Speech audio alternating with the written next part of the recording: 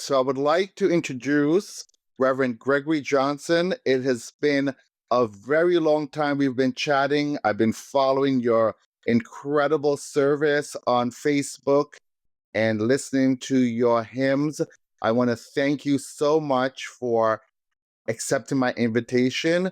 Please, Greg, share with us who you are and a little bit about yourself. Well, thank you, first of all, for this kind invitation. And yes, we've been enjoying conversations back and forth, and this is a joy to be with you and your wonderful audiences who are listening to your wonderful podcasts. I am an ordained interfaith minister whose journey in life has been anything but what was normal. In 1999, yes, last century, in 1999, I had the wonderful opportunity. I had been serving at the Marble Collegiate Church, where I'm still affiliated. I had been on staff for about 15 years there at the Marble Collegiate Church here in New York City. A very dear friend of mine who was the chairman and the chairman of the HIP Health Plan of New York. Today they're known as Emblem Health. But he was the foundation's chair. He was a retired clergy person also, and he and I had been friends for many years and would frequently talk and share different projects that we were doing and bounce things off of one another. And so we had lunch this one particular day, and he said, Greg, I want to tell you about a new project that we're working on. He said, we want to bring attention to the silent patients, the family caregivers. And I said, Carl, I think that's absolutely fabulous. I had been a caregiver for my grandparents. I was one of these people who was blessed to know all of my grandparents, not just my parents. Uh-huh. But caregiving, and of course, that was my image of caregiving at that moment. And so we chatted. I had no idea that he was inviting me to create this project because I was very much engaged. He said, no, Greg, I would like you to do it. And I said, Carl, my background is theater, theology, and international tourism. I know nothing about healthcare, and I know nothing about the world of insurance. He said, that's perfect. And I had a good laugh with him. I said, but there is one reason that I'm tempted to say yes to you. And he said, what's that?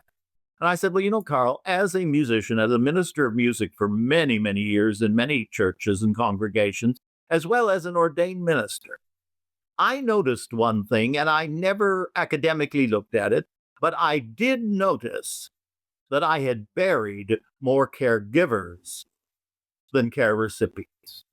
Wow. If I can make any difference to that, count me in. And that is where the ministry that has been mine now for the last 30 years was such a blessing. I spent 25 years within the healthcare corporation, wonderful, wonderful people, bringing first attention, because just let me say this for our audience. Sure. Healthcare is a three-legged stool, and I always like to refer to it as that. We have somebody who's ill, that's the care recipient. Yes. Physically, emotionally, spiritually, and as we all know, if we're sick in one area, the other two usually get in there as well. So Yes. one leg is the care recipient. The second, the professional caregivers. These are the doctors and the nurses, from the highest paid doctors to the very underpaid home care attendants, but they are the professional caregiver. And the third leg is the family caregiver, whether we're talking about families of origin or families of choice. And that's a very important piece that we spend a lot of time on helping people to understand. But it's that three-legged stool. And so I was asked, but for so long, no one ever talked about the family caregiver. I mean, someone would come to your house and you're caring for a loved one. And what would they say? They walk in the front door and they say, how is he doing? Do they say, how are you? Right. Do they acknowledge your role? Not at all. It's the human nature. The person who is ill gets the focus. Well, the family caregiver for too long had been the silent patient. And so it became our goal to name them and to know their many faces. And it began with a simple statement of purpose. I call it my return on intent when I'm talking to corporate people. My intent in all the work I've done is keeping caregivers, not creating more care recipients. Okay. And that's been the story. And I began obviously working with the employees, working with the members. And then we began dealing with the city and the state and nationally. And then because of my international background, I began taking it internationally. And those are some of the projects that I'm doing right now. But for our conversation, let's just chat with where you would like us to go. Yes. Thank you very much for sharing and explaining your journey to where you're at now. So as we think about elder care, and I know that you were invited at I'm not sure if it already occurred at an international conference or symposium to talk about this issue. And I recall that you did send a very remarkable and outstanding bio about your background and why they then decide to ask you to come and talk about the issue of caregiving and the elder care space. Can you share with us about what your experience has been?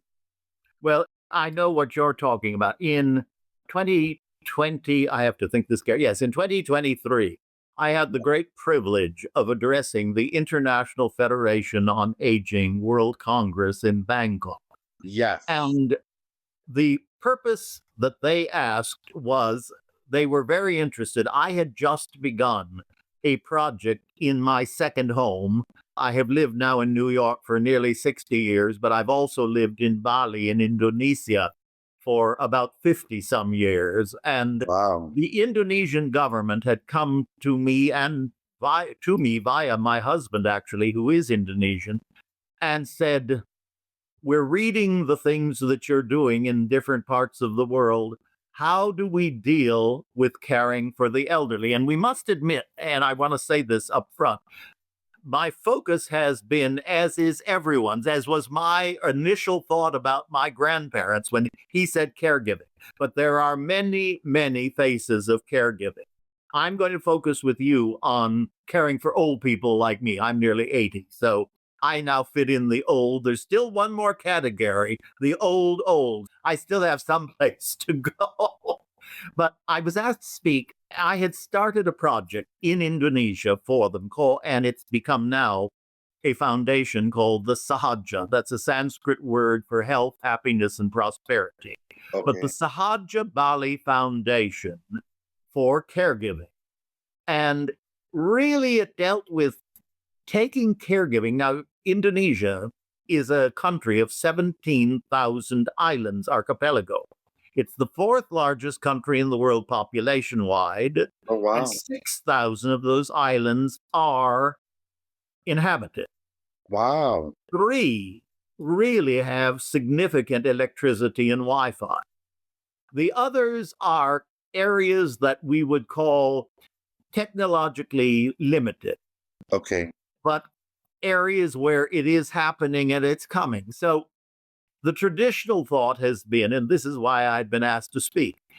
The traditional thought was, oh, technology, technology, technology. And if that were the case, I would never have been asked to speak because my middle name is not technology. Right. But I respect it greatly. But I'm also enough of a realist that I simply say technology is absolutely marvelous up to the point that it exists. But at Mhm. that point, what is going to take care of the caregiving? It is human capital. As the Yes. fourth largest country on earth, they have lots and lots of people. So to me, it was education, it was resources and support. And I created a program called Yana, You Are Not Alone. It's an 8 series film series on caregiving. And so that's what I spoke about, that it was beginning.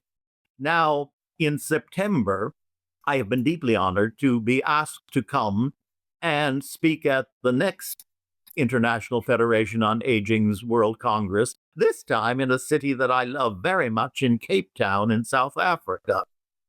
And so I'm looking forward to going and sharing how this program has expanded.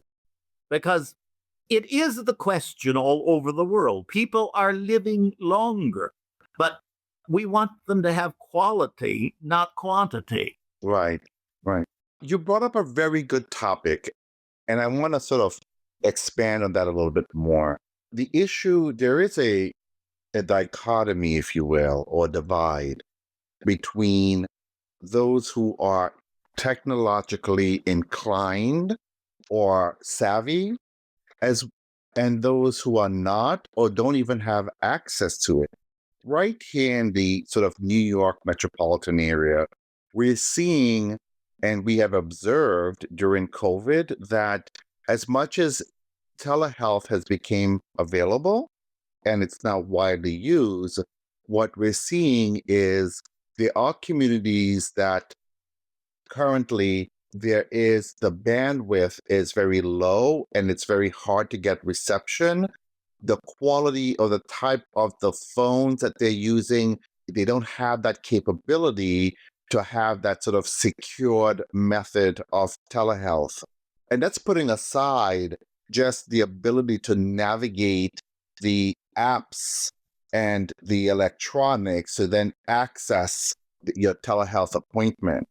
As I'm listening to you, can you share with me from your experience what you have learned or what you have witnessed or what you are working on, this sort of closing the gap?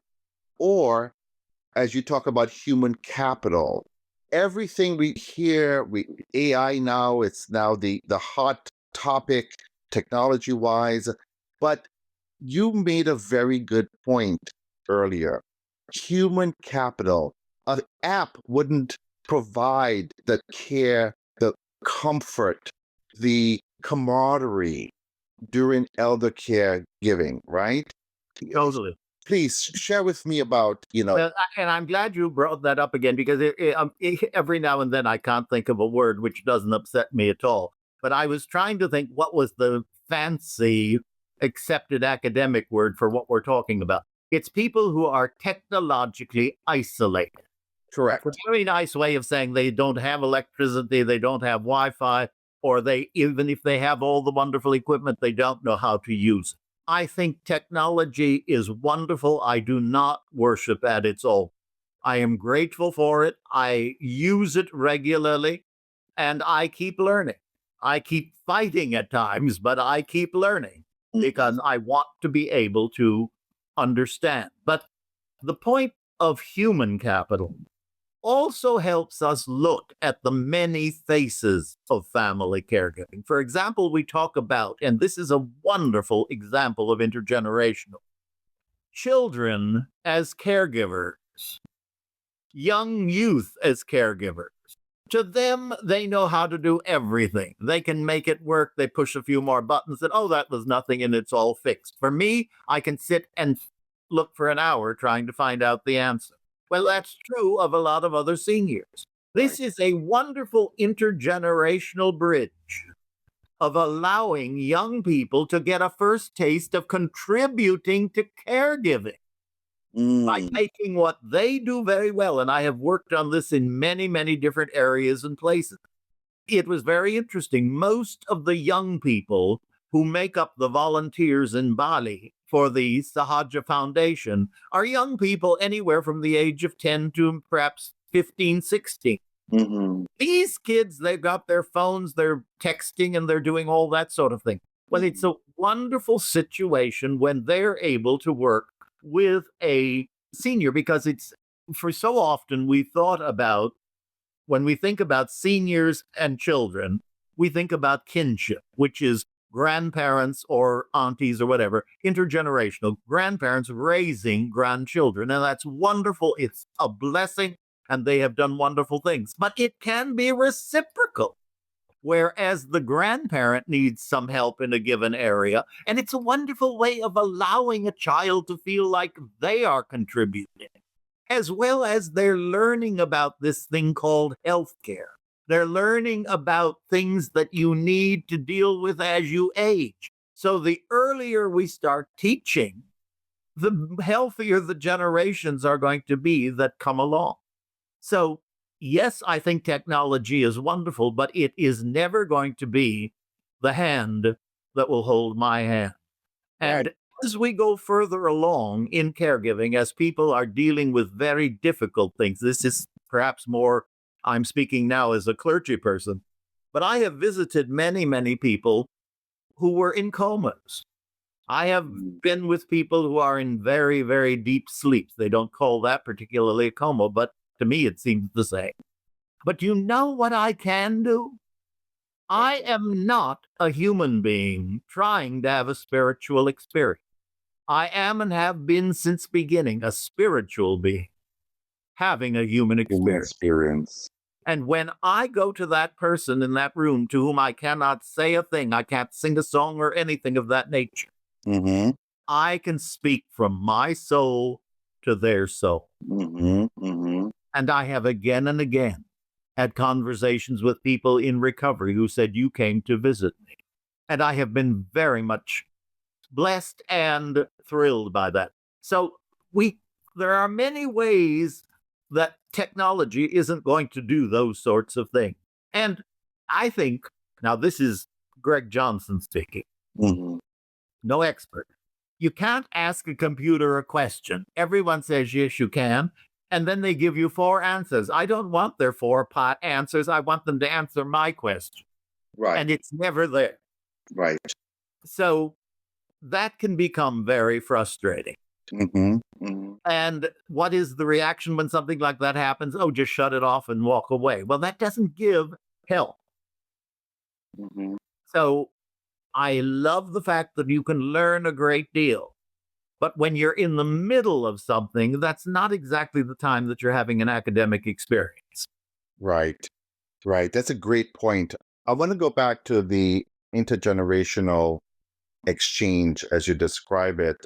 And from my experience, I in healthcare throughout the years, and even among my friends and family who have where multi generational live in the household, the you're right, where I have seen over and over again where there is this dependence on the younger generation who are much more tech savvy, and they help to navigate these spaces online or apps or the phone, and be that resource to their grandparents or aunts or uncles, whatnot. And I wonder if there is an opportunity in that sense for a sort of improving that relationship, right? As it relates to caregiving between the elder and the youth or child or younger generation. Because quite often, especially in terms of, say, you present yourself with at the doctor's office with a health issue, English is a second language. You can and how does, that communication, as we all know, it's so critical, right? And, the exchange between the patient and the physician, and then that's putting aside issues of quality care and provider etiquette and bedside manner, et cetera, et cetera.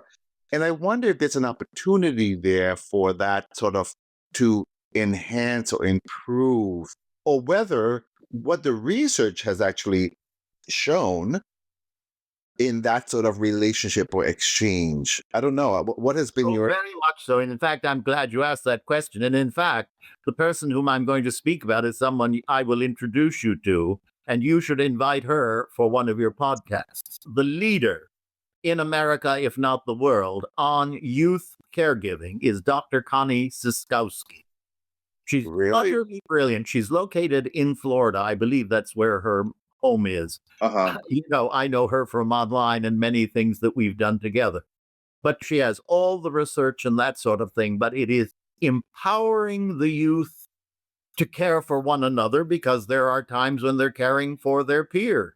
But Yes. it also gives the opportunity to greatly enhance the healthcare literacy for everybody included. It helps in particularly with the young people, and it's what I love so much about about caregiving, is it often shares or gives them the chance to see that there are many career opportunities within the healthcare industry. You don't need to be just the doctor or just the nurse. And I'm not denigrating either a doctor or a nurse, but there are so many other areas of opportunity. And we have found, certainly with the Sahaja group, that's one of the things that happens when they see all the possibilities that go into healthcare. Mm-hmm. Mm-hmm. From simply driving a van that will get people from the village to the main city or to a hospital. Mm-hmm. All of those, each one is an actor in the drama of healthcare. Mm-hmm. I listened to one of your videos, or maybe I've read article, and did you talk about sort of the different silos in healthcare? And Oh, yes, yes, I yes. know what you're talking about. Mhm. And it's not just in healthcare. I think that exists a great deal as we have specialized and specialized and specialized. The right finger, the thumb, that sort of thing. Yeah. And it's wonderful and it's brilliant and it's needed. However, when we're coming to the care recipient who is not a doctor, who is not a medical person, we need to be able to speak a language that crosses all the disciplines. That's Mm. been one of the exciting things about the Sahaja Foundation. When I was asked to create this pilot in Bali, they said, we're going to introduce you to 5 persons. Well, they're 5 of the most brilliant people I have ever met in my life, all Balinese. Mhm. Each has a medical doctorate and each has a PhD. Wow. One is the president of the nursing school, so his focus has always been nursing. Nursing. One is a gerontologist, and that thrilled me because I thought, now I at least have my own gerontologist in Bali. Another, a psychologist, one is a social worker, and one is a therapist. Wow. And what we needed to do among ourselves was while I totally respect the brilliance of each one, and each one plays a very important part in caregiving and in healthcare, Yes. we needed to come together and tell our own caregiving stories. We needed to leave the titles and the degrees aside and be able to talk as caregivers. Because if I'm an expert on the right thumb, but it's Yeah. the left thumb that's the problem, I don't know any more than anybody else does. And so we have that fear, those issues that come up and say, what am I going to do? And so it was when we can get the professionals speaking in the voice of the caregiver, they can very well understand the emotions that are going through the person they're trying to help. Also, and it plays an important part, this is something I speak on very often. Early in my work, I realized it was very, very important to look at the 2 words, family, caregiver. And by the way, for your broadcast, I don't know if it has an international audience, but internationally, the word for a family caregiver has been a carer. Now, that will never happen in New York because you will never get a New Yorker to say 2 R's in one word. That won't be. So we will forever be family caregivers. But we looked at the word family, and it was very important to identify and respect the fact that there is family of origin and families of choice. Be it a group at a church, a civic group, a support group. This apartment house that I live in is a family of choice, and I did a family caregiving group in this 21-story building because I Wow. said we chose to live here. We're a family of choice. So family of choice has a very positive connection, and it doesn't denigrate your birth family, but many times either your birth family is dead or they live somewhere far from you. Right. The second one is we are a caregiver. And that was equally important. We remember that 3-legged stool I talked about. Yes. Someone sick, the care recipient, the professional caregivers, and the family caregiver. Right. We are caregivers. We are not cure givers. Got it. And that becomes an important thing that happens when we go with the silos and get everyone using every bit of expertise that they have, but bringing it to the table along with everyone else and putting that into the mix of the story, the emotions, the needs of the persons with whom we're working, and allowing people who don't know the language of either curing or caring to feel both cared and cured. Because remember, the difference between them is caregivers are people who accept things just as they are today. When I speak, I often say, nobody's hair's on fire at this moment. We're okay. Yeah, yes, yeah. Now let's go to the next moment. That's what caregiver, very much presenteeism, mindfulness in the moment. Cure, which is the purview of the professional caregiver, Right. curing is taking a diagnosis, taking findings, and suggesting an alternative way of journeying to a different result. Mm, That's not the caregiver, the family caregiver's role. right. And often because of, God bless it, Google and what have you, people get so involved in playing doctor Yes. that they forget to do the most important thing, and that is to care for the care recipient. And equally, there's only one rule, by the way, in family caregiving. Before I can care for you, I've got to care for myself. I Yes. must give out of my abundance, not out of my lack. Mm, that's a great point. That's an excellent point. I want to ask you to sort of dive into or share with us what spiritual caregiving, help us to understand spiritual caregiving and help us to understand, or from your experience, how have you seen or witnessed the impact it has had on an elderly patient, per se? Absolutely. Now, I will say right from the start, I'm not talking about religion. Religion, and I'm a minister. Right. Religion, whatever it may be, and all the thousands of religions that are out there, the word comes from religare, which is to bind onto, meaning there are certain rules, regulations, ways of doing things, ways of understanding. And that becomes a religious journey. And I hope people have that. But there is also the spiritual, which is the essence of each and every one of us. The things that we do in order to make a decision. It may be influenced if religion is part of our spirituality. Yes. If it isn't, it's going to be different considerations. But we need to, and often it is one of the great gifts of family caregiving, of illness, quite frankly. We come upon something. Certainly, I've been 35 years in recovery in AA. We come upon those sorts of things that are that block, and we say, this is bigger than me. I can't do it alone. And thank God we get rid of that perpendicular pronoun. Mm, We go from the I and the ego into the essence. Ego, what is it? It's edging God, however you define that word, out. Spirituality is the essence of what makes us tick. And so we begin looking at going within, because within each and every one of us, mhm. there is a spark.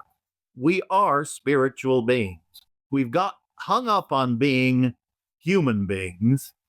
And what does that do? That only causes us to have separateness.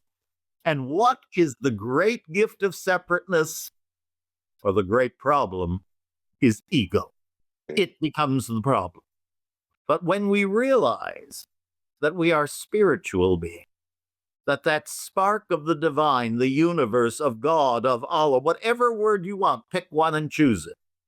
But that within each and every one of us is a small little spark. Not the whole fire, just a spark. But that spark has everything that the fire has. Maybe you don't like fire, a drop of water. It has everything the ocean has. But within each and every one of us is that spark, that gift which breathes us, which beats our heart, which gave us life. We didn't do that and we don't do that. That's within us and it is ever present. And so as we go within and we get more comfortable with that spirit and that wisdom within us, we can begin to grow. We can begin to realize we are not alone. And for each of us in our lives, the caregiver and the care recipient, and it's very important, I talk about this a great deal in the classes, that the care recipient and understands that they're dealing with their spirituality and they're dealing with the spirituality of the patient. Yes. And each may be different. Each is different based upon one's life situation. Mm-hmm. And while it's very human to say, oh, that wouldn't have happened if they did this, and why didn't they do that, and how can they do this, and we go with all of these things, we forget that we are not directing our lives or theirs. And we don't know how the story's supposed to go. That's the spirituality of it. There is a greater power directing for all of our lives. We are simply being present for the moment and walking, as Ram Dass says, what is our purpose in life? We're walking each other home. We know the destination, the journey we don't. That's not up to us. We live it one moment at a time. So in that vein, and as an ordained minister, can you share with us your experience with working with elders in sort of a spiritual space and what that's like? Or give specific examples. Well, I think when you said it, two things came into my mind. The two easiest, and I'm putting that in quote, ends of life to deal with are the little babies and the elderly. Prejudices haven't existed in one, and prejudices have just disappeared very much in the others. They've just let go of judgments and that sort of thing. Right.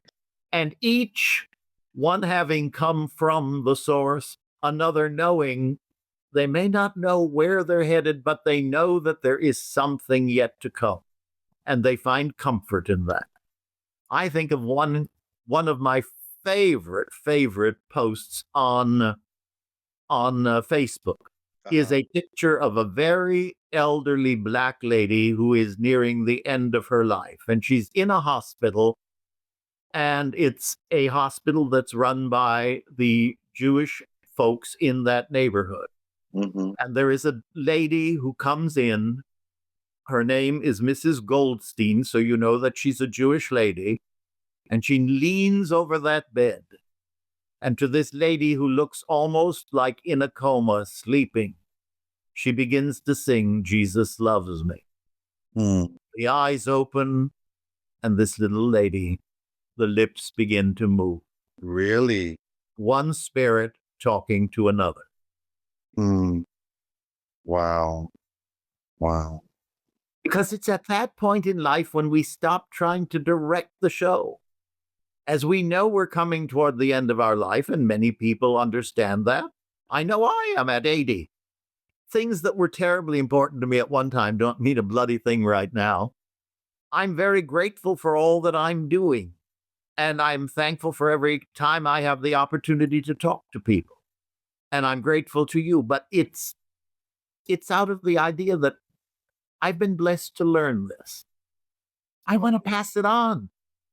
That is just absolutely wonderful. Just listening to you, it's a spiritual experience for me as an interviewer as well, right? And it's a teaching, as well as, I've listened to some of your videos, so it's always a learning experience and a way to sort of connect to oneself spiritually as well as connect to others. So thank you for sharing that. I want to go back into some of our questions about the healthcare space, the healthcare industry, and on a spiritual level. Let's look at through the lens of spirituality, because I think that you offer a lot in that space. And on a spiritual level, how does the sort of the intersectionality between caregiving for elders, financial issues, some may have a will, some may have an estate, some may have nothing, don't even know what that is. And we know that with finance comes legal issues as well, and there's always conflict with families, and or may not, some of it. But I think more unusual do you see families not fighting for inheritance. But how does sort of through the spiritual lens, how did that fit into these areas or these spaces for elders or the caregivers? Truthfully, those are what we call those growth opportunities. Because it is true, there is no question. Bring finance into it, and you see every dysfunction happening. Yes. Bring caregiving into the dynamics of a dysfunctional family. I assure you, it does not increase the sanity. It Yes. becomes crazier. I don't like to be political, but I'm very candid. All one has to do is look at what is happening right now. Hmm. In 2022, AARP came out with an incredibly wonderful study. And that study was entitled Valuing the Invaluable. And it stated that for the 53 million family caregivers here in America, 70% of them working full or part-time in some corporate or some job. Yes. If that caregiving that they were doing were monetized, it would equal 600 billion US dollars. Wow. Now, the moment they heard that, the world, they just, they went wild. All the years we had been down in Congress, going one congressman to another congressman to people and trying to find out who were caregivers and to get that word out. Nothing did it like that one study. And the following year, we were all invited to the White House for something that I shall never forget under President Biden. Hmm. All of us who have been in the caregiving world. And President Biden, something I never thought I would experience, and I've known every president since Jimmy Carter. But we stood there, and there was President Biden telling his caregiving story after his wife was killed and the daughter, his first wife. Right. And I thought to myself, we've come a long, long way from not anybody willing to say that we're a caregiver in Washington Wow. to the president. And then he sat down and he signed 360 some executive orders for all of the departments that would impact positively and make a contribution to support this 600 billion, which was being donated by the American caregivers.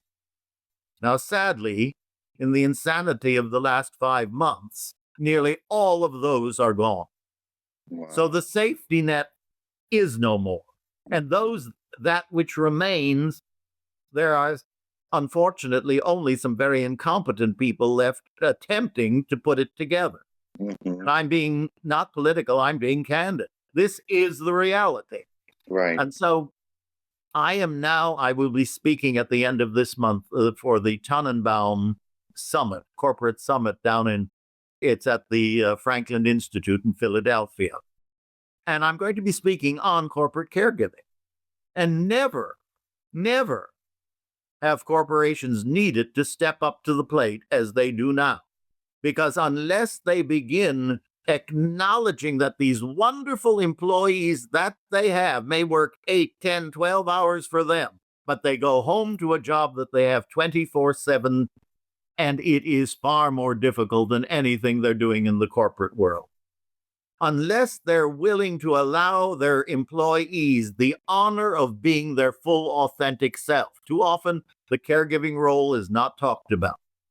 With the safety nets being gone, when grandma is thrown out of the nursing home, Right. is the employee staying or going? Well, there are ways of beginning to support, and I know that it's going to change and we're going to get back. Because I despite everything that's going on, I keep talking about it was my theme for last Sunday's broadcast. Mm-hmm. I do not, it's the same thing I believed in the civil rights era, in the AIDS era, in the LGBT world.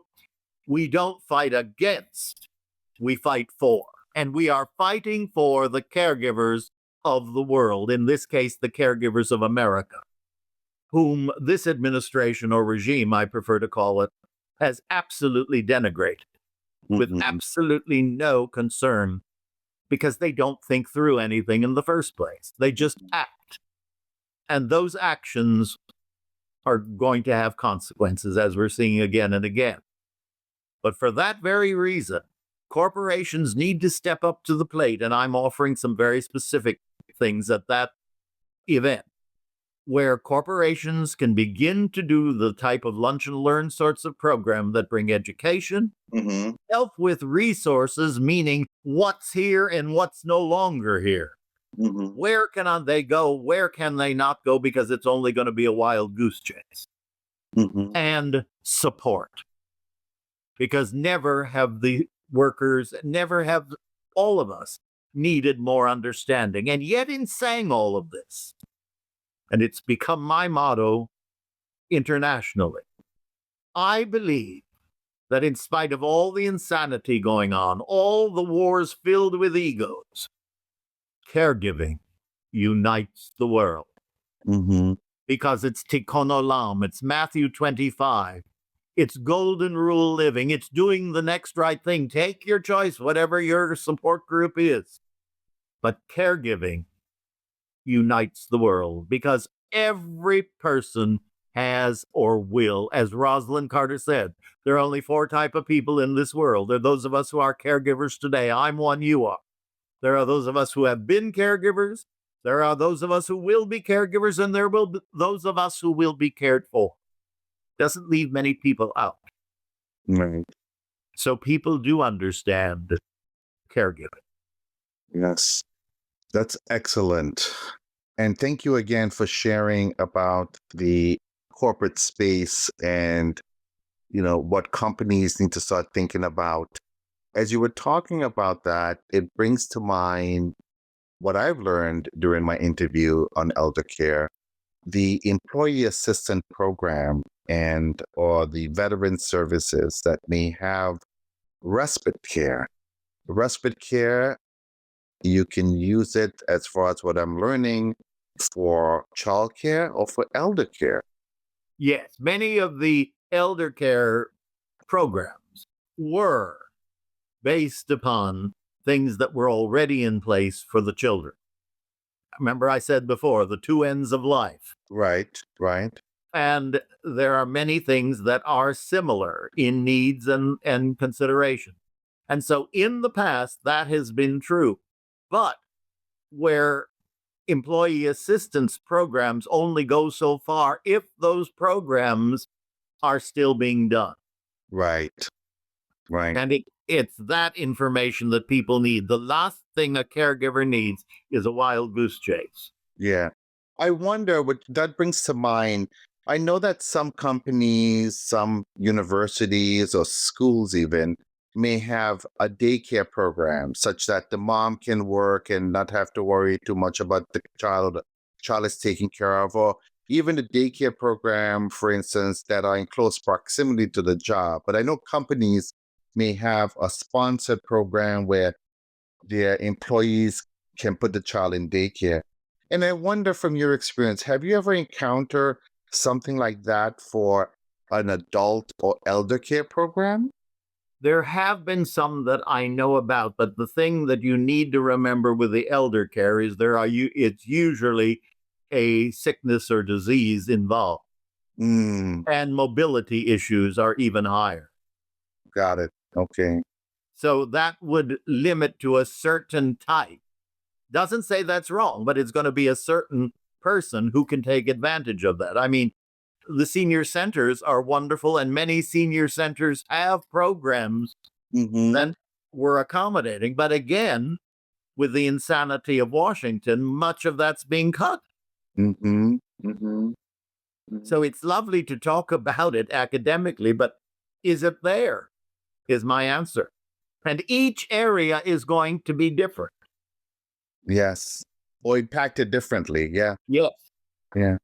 So, on that note, how do we begin with the fear of budget cuts, restructuring, dramatic changes in the government, funding issues?